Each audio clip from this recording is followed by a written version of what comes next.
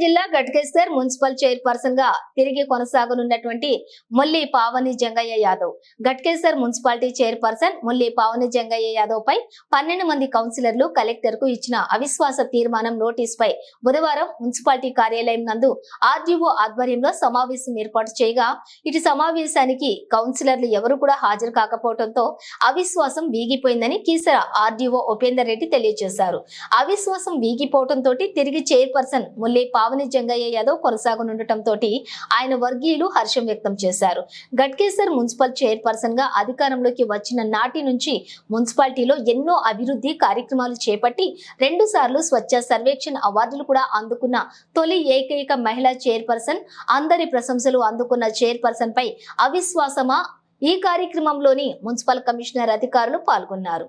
Ghatkesar municipal కార్యాలయం వద్ద 144 section కూడా ఏర్పాటు చేసిన డిఐ శ్రీనివాస్ ఆధ్వర్యంలో గట్టి పోలీస్ బందోబస్తు ఏర్పాటు చేసి ఎలాంటి అవాంఛనీయ సంఘటనలు కూడా జరగకుండా ముందుగా జాగ్రత్తలు చర్యలు తీసుకున్నారు.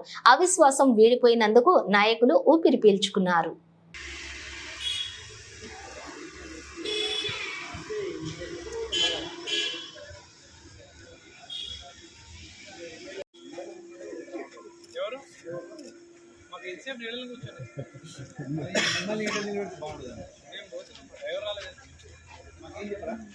ఏం చెప్పేది మీటింగ్ ఫోరం లేదు కాబట్టి రద్దు అయిపోయింది. ఒకటే వర్డ్